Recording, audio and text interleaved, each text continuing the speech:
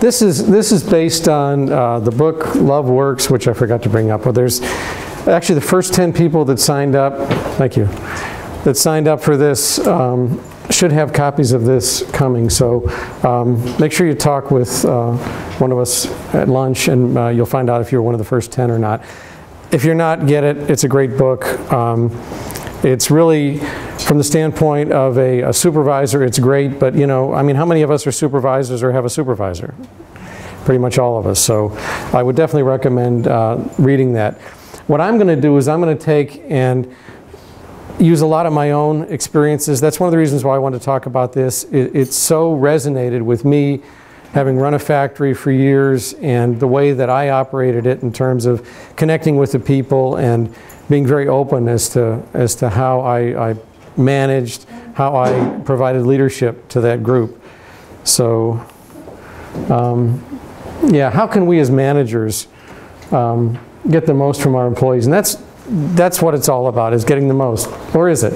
Yeah, I make the comment here, we'll get a little bit touchy-feely here, but hang on, because it really works, and your team will like the higher level of performance they provide you. And yet, did I really say that right? And I did. Because if you do this stuff, it not only is more effective from the supervisor's perspective, it also lets the people that are being supervised enjoy their life even more.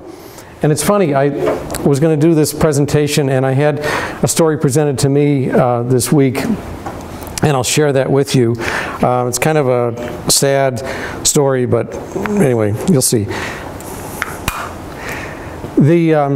Bob and Mary had been married for several years, and they did not have the best relationship. In fact, they had a pretty poor relationship. There really wasn't a connection there with them. At the end of the day, Bob would have his list from Mary, and he would go through the list, and it's, what did you get done? What did you get done? How did you do it? Did you do this? There was no loving, there was no caring taking place in that. It was only that list and getting things done so that he could have the household the way that he wanted to. Kind of a sad story. Well, even sadder, Bob ended up passing. Bob died, and Mary, after a couple of years, ends up remarrying Joe.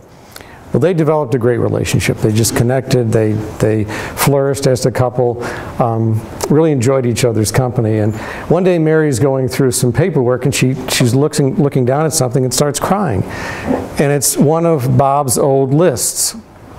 And it was a happy cry, because what she realized was many of the things, all of the things that were on that list, she was now doing, and much more for Joe because she wanted to. That's what it's all about. And if as a leader you can get to that level, then you've got a great team. Then the people are enjoying what they're doing. And if you got that, I could sit down and just about quit right now, because that's kind of the whole story on what this presents. But let me give you a couple of my examples too.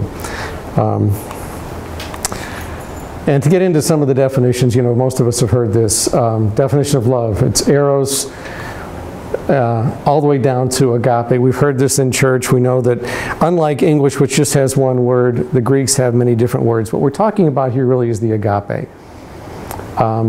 It's the self-sacrificing love, or call it caring if you're uncomfortable with love, and me not being a touchy-feely person.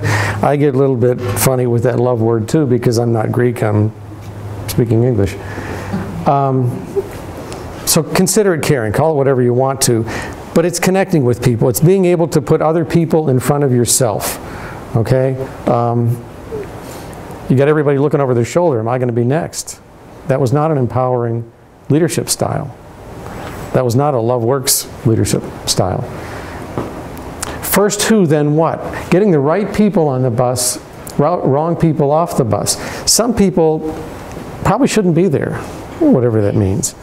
And to quote another author whose name escapes me, people fire themselves.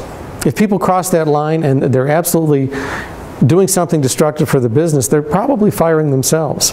So you want the right people on the bus, you want them on the right seat on the bus, and the people that are not being productive or are undermining the efforts of the group, then maybe they need to find something they're going to be better suited for.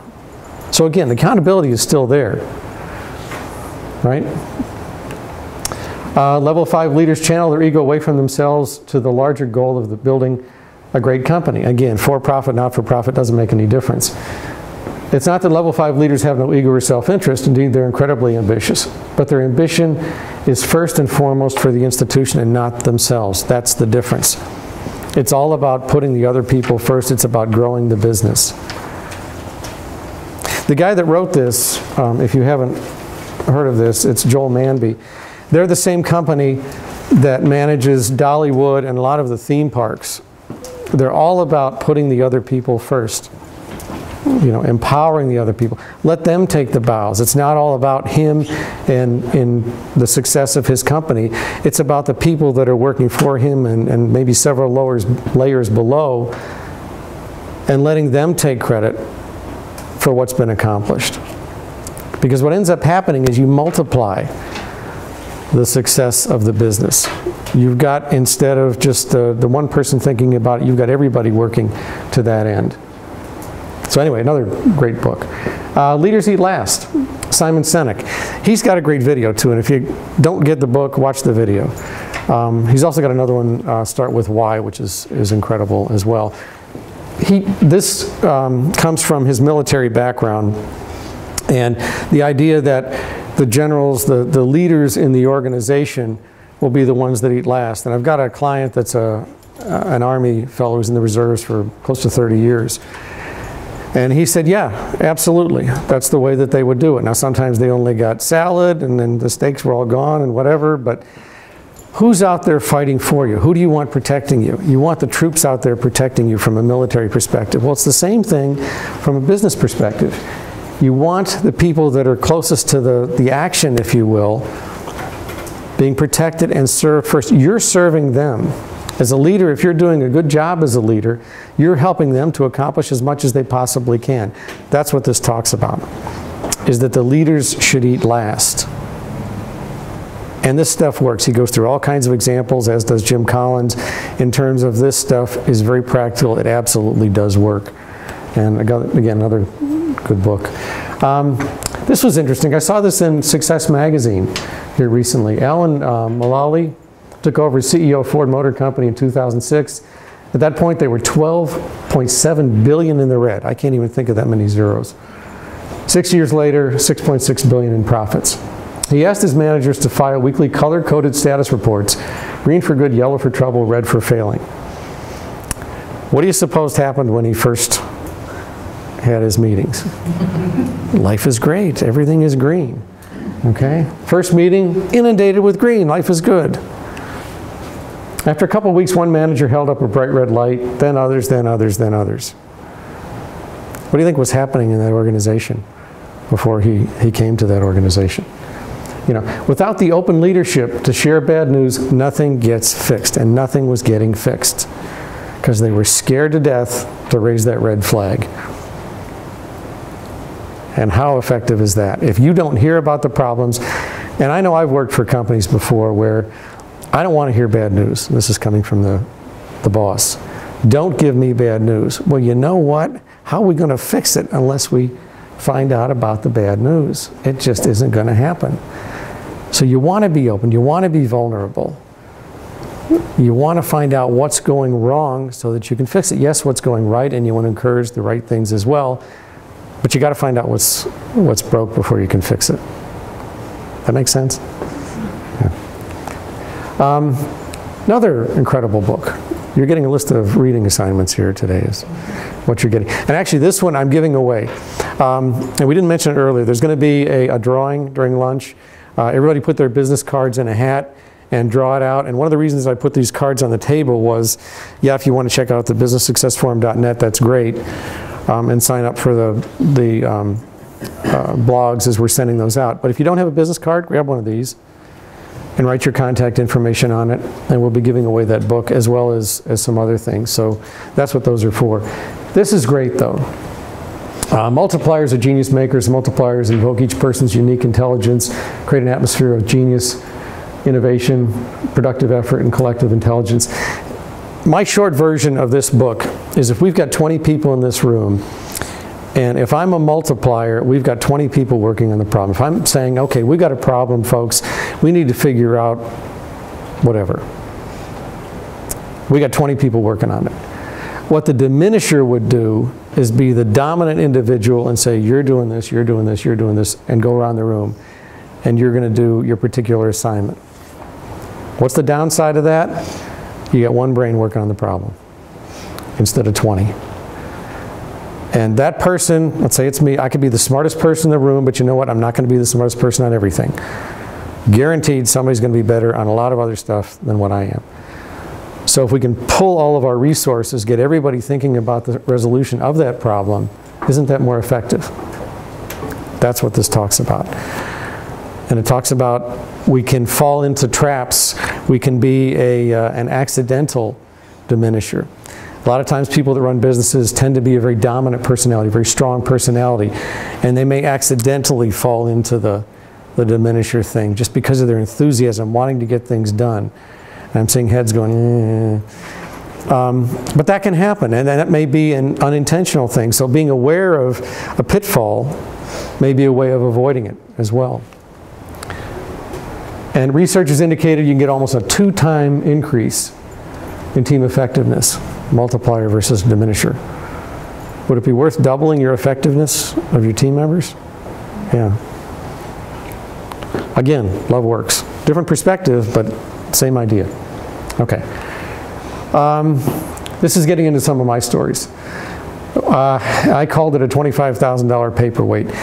When I took over the factory back in Greenville in 2000, I was charged with making it successful, making it profitable, making it a nice place to work, moving into new products, this sort of thing. For the most part, I did a pretty good job. This was a stinker. What I did was, we had a soldering operation, and I tried to automate it by taking a very tedious soldering operation, very difficult to do, taking a long time, took very steady hands to be able to do this soldering operation and automate the thing. And it didn't quite turn out the way we thought. So what we ended up with was about a 95% success rate on this thing. But for something that's going to go out there and really needs to be 100%, it's going to be going into these overhead transformers that you see. You really don't want 5 out of every 100 of those things blowing up in hot oil falling to the ground. That's not a cool thing. You know, the baby carriage underneath. So no, it was not successful at all. Within the context of the other capital expenditures, it was not a big deal. We trashed it. We actually put it on the back shelf, and what my boss would do was, I admonished, yes, but I was also encouraged. Now, my boss did take liberty every time he came back to visit the factory. You know, how's that big thing you bought for 20,000 bucks working at the back? But it was all in fun, because for the most part, we were very, very successful. We were encouraged to take risks, and you know what? If you don't take risks in business, you won't move the ball forward. So you do need to be able to take risks, which means you need to be able to fail. And he was gracious about that. He still teased me, but he was gracious about that. So, patient praise. You want to be praising, but not with cliches. You make it real. And if you're working with people, you don't just want to be walking in every day and saying, hey, you're doing a great job, or you're doing a great job, especially if they're not. You know, number one, you're doing them a disservice, and you're just going to ring hollow from that point forward. You need to be honest in your comments. So if it's praise, make it real. You know, how was it a great job that they were doing? What did they do that was so wonderful? So that they know to keep doing it again. So be specific. Another story of mine, first year we ended up running around and contacting all of our suppliers. This was an assembly operation and test, and we actually manufactured things. We went through and we cleaned up about $750,000 in excess payments that we were making to some of our vendors. Well, I don't know if it was because my boss didn't necessarily believe what I was doing, but in any case, he invited me to the board of directors meeting to kind of explain what this was. On the one hand, it was to take bows and thank you very much for saving us $750,000. On the other one, it was, did he really do it? And let him face the questions from these other guys, because I don't quite understand it myself. But it was very, not simple, but basic things of going back and finding out what our costs were, what was available in the marketplace, and then working with our vendors to take some cost out of what we were doing. In some cases, we changed vendors. In most of the cases, we just found cheaper ways of doing things. We partnered with our vendors, and we're very successful with it.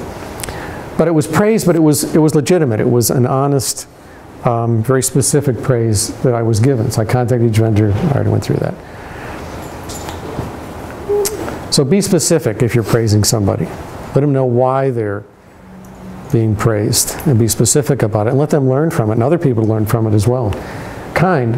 When you interact with your team members, make their day better. One of the things that I learned was I'm not the touchy-feely, as I qualified earlier. I'm more the analytical type. So one of the things that I learned was, and I'd read different articles on how to manage, and this was my first opportunity for managing, 125 people. I'd read somewhere about management by wandering around, and that's what I did. With one little addition, I listened. I not only wandered around and talked to people, but I listened to what they said. And I got some great ideas from some of that. So, yeah, management by wandering around. And listen. One of the things that I did, our kids, both our boys are Eagle Scouts. And I don't know if you know anything about scouting, but if you hit 18, you age out of Boy Scouts. So all the work that you've done, all the badges you've gotten, everything you've done, too bad if you hit 18. So if you're going for that Eagle Scout, you got to get it before 18. Anyway, I was doing my wandering around thing. And the guys knew that my sons were in Boy Scouts, and I was a district commissioner at the time.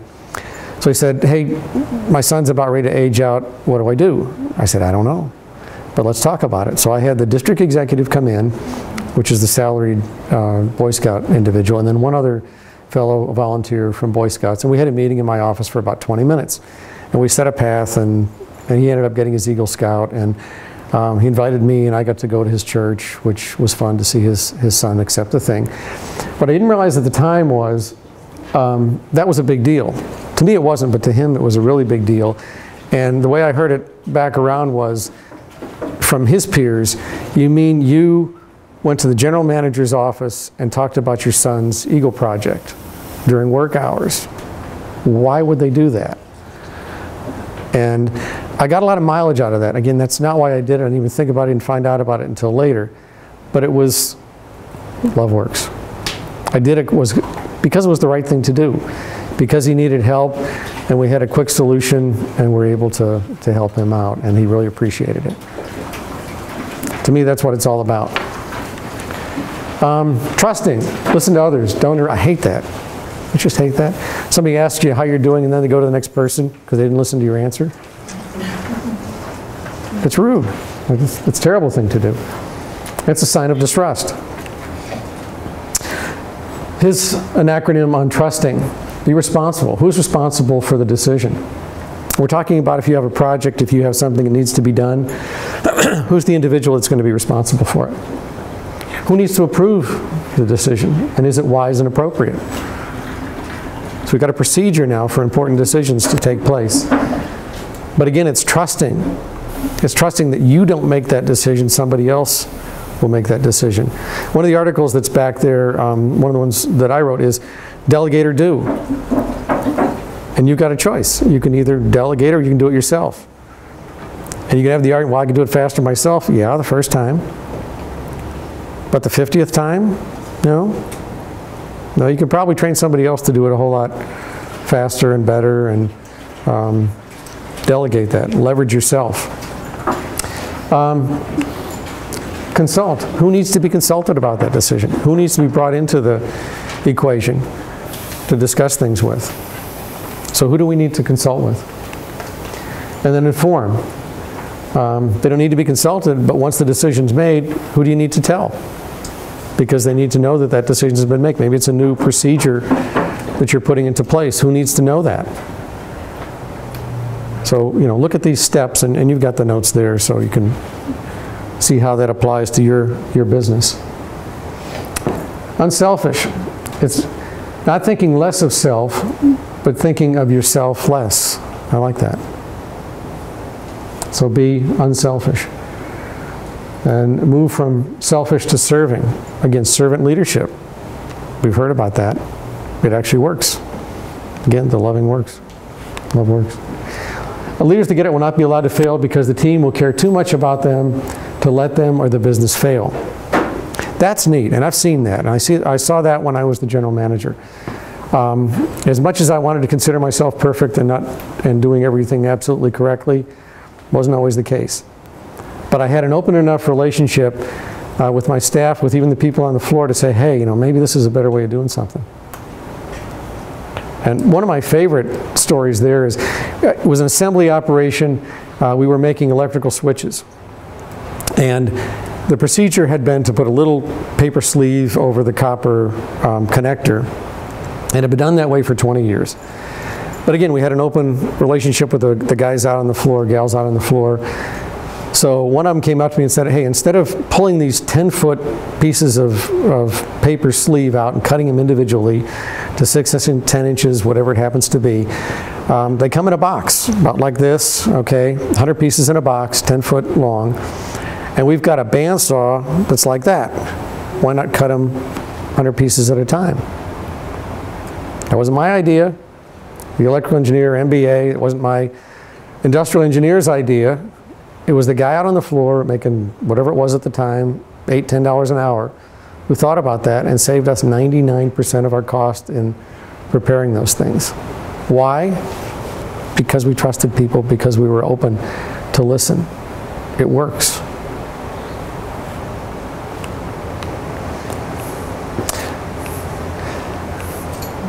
Yeah, decide to decide less. I like that phrase.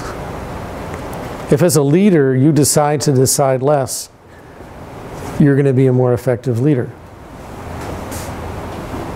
That's counterintuitive to most leadership's personalities. If you've ever done DISC, and that's a whole other discussion we could have, but most of the leaders are going to be the dominant personality. They're going to want to make all the decisions. So that's not necessarily an easy thing for the decision maker to do, is not to make the decision. But it's probably the best thing in many cases, is empower the people. Another great book is 1 Minute Manager. If you haven't read that, that's another great one. It's empowering your people and letting them make the decisions. Or if they don't have the authority, let them come to you with what their suggestion is for that decision. Truthful, corporate truth. Let the team know what's happening in the marketplace and with the business. Steps toward truth. Don't shoot the messenger. Again, that's the don't tell me any bad news thing. Don't do that. You do want to know the bad news. You want to know the good news as well, but you want to know the bad news. Don't confuse disagreement with conflict. There's a lot of people talk about consensus. Well, we have to have consensus. Everybody has to agree. No, they don't. At the end, yes, they have to agree to accept the final decision. But if you've got everybody all on the same page, everybody's saying the same thing, you probably got the wrong group. You want some disagreements. You want some people with different personalities. You want some dissension, if you will. Not impolite, not rude, not any of that stuff. You want to have respect for everybody. So not crossing any of those lines. But when I was GM, did I want people disagreeing with me? You bet. Because I didn't have all the solutions. I had operations like welding and things like that. I'd never touched a welder in my life. I had the responsibility. I had to make the ultimate decisions, but I wanted their input on what the best way to handle these things were. So you don't necessarily want consensus. And don't assume people see it. They may not. They don't have your background. They don't see things through the same filter that you do. They don't have your knowledge base. Theirs may be better. But don't assume people get it. So be willing to explain, be willing to help them to understand what's going on when you make decisions, or they make decisions. Speak now or forever hold you. That's don't keep second guessing yourself or allowing the team to second guess it. Once the decision is made, now granted, if you see you're headed to a brick wall, yes, let's warn somebody. That's not what we're talking about. But when the decision's made, let's stick to it and let's run with that decision. That's what that's talking about. Truthful, individual truth, same as, and this is talking about keep doing what you're doing, such as whatever it happens to be. okay? Or if what you're doing is great, let's do more of it, right? Or maybe less of. So when you're talking with individuals within the team, you want to be truthful. You want to be looking at it this way. Keep doing what you're doing, or do more of it, do less of it, whatever it happens to be. Kind of falls into one of those three categories. And no surprises. If you ever surprise a direct report with an issue or a review, shame on you. If somebody comes into you and you have to give them a bad review and you're talking about stuff that they didn't know anything about, that's not their fault, that's your fault. Now that may be uncomfortable, but it's true. Because you didn't do your job in catching it at the time. You should have been truthful at the time the problem occurred, so that when the review came around, it was not a surprise. I mean, you wouldn't do that with your kids. Again, back to the Love Works. If you saw your child make a mistake, do you wait till their review time? Probably not. Let them know right away. Forgiving.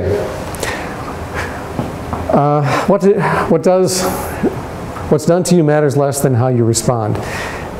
And that's, you can control your response, you can't control what's done to you. So how do you respond whenever you're faced with a challenge? That's what you can control. What can we both learn from the incident? Maxwell's new book, which I haven't read yet, but it's sometimes you win, not sometimes you lose. Sometimes you win, sometimes you learn. I like that. So if you did lose, if you did make a mistake, what did you learn from it? Because you learned something from it, then it was not a loss. It was a learning experience. And that's the way to look at it. When talking about crossing the line issues, that's different. That's not what we're talking about. If somebody crosses that line, you know, they just fired themselves. That's a totally different situation. Somebody hits somebody, that's not what we're talking about. Mistakes can happen, perhaps should happen if we're to be encouraged to take risks in our job. Again, that's back to the mistakes thing. They will happen.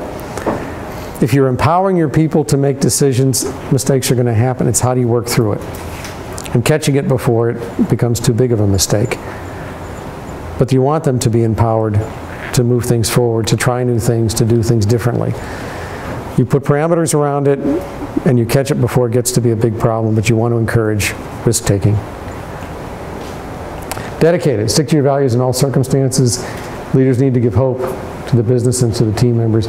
Leaders need to lead. They need to be upbeat. They need to be encouraging the rest of the team. They need to be dedicated to the business and to the team members. I like this, be versus do. We talk a lot about the do goals. You know, we want more sales, we want more profit, we want more customers, we want more clients. But that doesn't really change the person. It's not the be goals. The be goals are the culture. What are your cultural goals? Where do you want to be? How you're treating other people, how you're treating your clients, your customers. Those are the be goals. We tend to not have those written down and maybe even talked about when we do reviews, when we have corporate meetings. And maybe that's something we need to do more of. I think it is. Because that's the culture, that's what moves the ball forward. If the be goals are correct, the do goals will tend to follow. The values.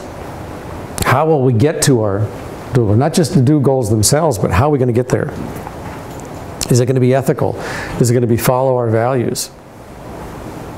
And if it does and everyone agrees, then they're going to buy into it, and you know, you're not going to be able to stop those goals from happening because you got everybody pulling in the same direction. Review. Patient, kind, trust. You've got the list in front of you. The question is really, how will you lead? And whether you're a manager or a supervisor or a supervisee, as Maxwell would say, everybody can be a leader. That's what we're talking about today. Because you can be a leader at any position.